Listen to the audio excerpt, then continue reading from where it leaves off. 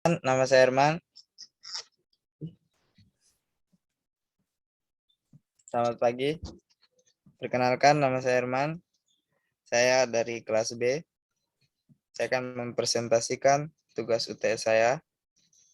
Yang bagian kedua yaitu manajer dalam kegiatan manajemen.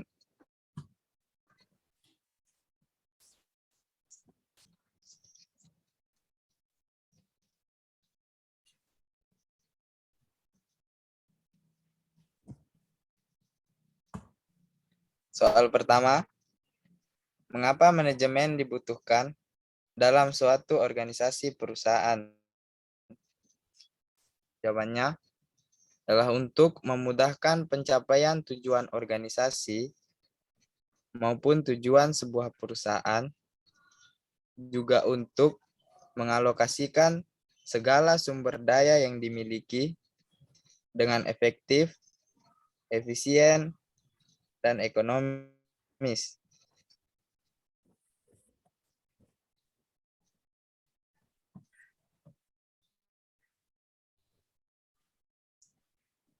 Nomor 2, jelaskan apa yang dimaksud dengan manajemen menurut James Ive Stoner dan administrasi menurut Luther Gulick. Menurut James Ive Stoner, manajemen adalah proses perencanaan, pengorganisasian, kepemimpinan, dan pengendalian upaya anggota organisasi dan penggunaan seluruh sumber daya organisasi lainnya demi tercapainya tujuan organisasi. Yang kedua, menurut Luther Gulick, administrasi adalah suatu sistem pengetahuan di mana manusia dapat mengerti hubungan-hubungan, meramalkan akibat-akibat, dan memengaruhi hasil pada suatu keadaan di mana setiap orang bekerja sama secara teratur untuk mencapai tujuan bersama.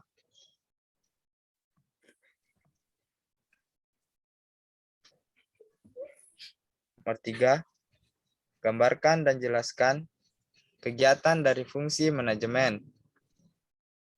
Yang pertama, perencanaan atau planning merupakan fungsi yang paling mendasar dalam sebuah manajemen. Perencanaan ialah suatu rangkaian proses pemilihan dan penetapan tujuan organisasi dan tujuan berbagai strategi yang dibutuhkan untuk mencapainya. Ada 4 tahapan yang harus dilalui dalam proses perencanaan. Yang pertama, penetapan tujuan. Yang kedua, merumuskan keadaan saat ini. Yang ketiga, adanya kesulitan dan hambatan. Dan yang terakhir, pengembangan rencana untuk tujuan.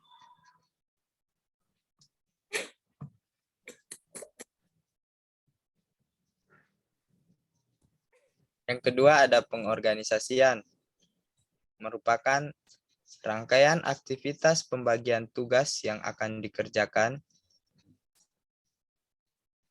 serta proses pengembangan struktur organisasi yang sesuai dengan tujuan perusahaan. Proses pengorganisasian meliputi yang pertama, proses dari aktivitas.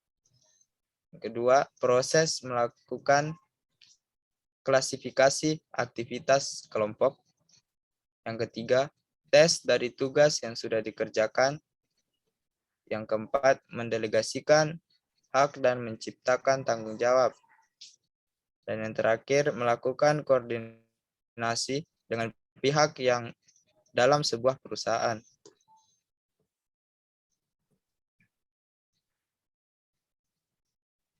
Yang ketiga, ada kepegawaian yang bertujuan untuk menempatkan sumber daya perusahaan di tempat yang paling sesuai dengan bidang keahliannya. Yang keempat, koordinasi yang bertujuan untuk mengarahkan atau mengendalikan agar dapat meningkatkan keefektifan dan juga efisiensi kerja agar lebih maksimal. Yang terakhir ada pengawasan atau pengendalian yang bertujuan untuk menilai pekerjaan yang telah dilakukan oleh semua SDM atau sumber daya manusia yang ada di suatu perusahaan.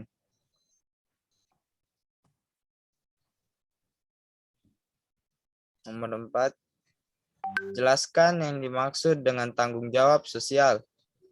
Tanggung jawab sosial merupakan komitmen usaha untuk bertindak secara etis, beroperasi legal, dan berkontribusi untuk meningkatkan kualitas hidup dari karyawan, komunitas loyal, dan komunitas luas. Nomor 5,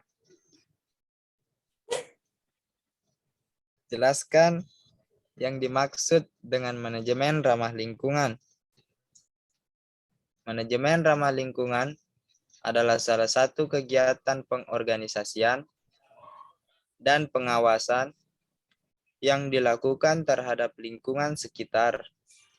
Tujuannya adalah agar lingkungan tetap terjaga dan mencegah adanya pencemaran.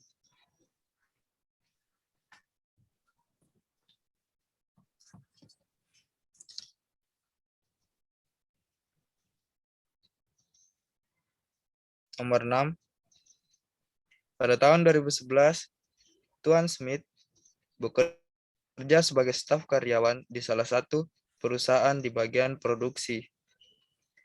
Atas penilaian yang baik dari pihak manajemen produksi terhadap Tuan Smith, maka manajer memindahkan Tuan Smith dari perusahaan induk ke perusahaan anak. Dalam prinsip-prinsip manajemen merupakan bagian dari fungsi manajemen. Jawabannya, manajemen dikategorikan sebagai ilmu yang berarti manajemen dapat dipelajari dan diajarkan kepada orang lain.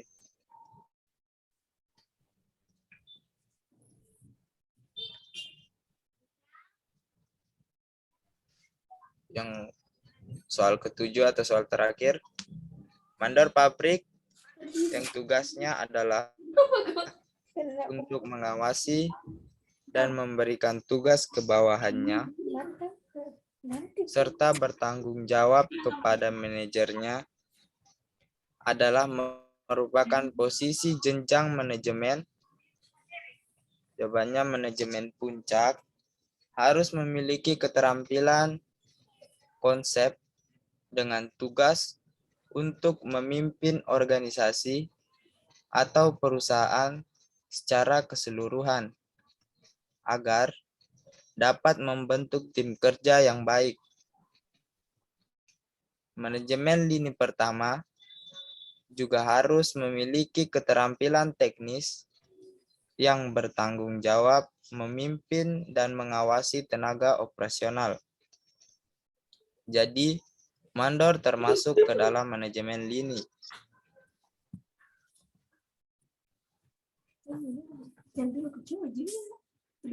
Materi dari saya, kurang dan lebihnya mohon dimaafkan.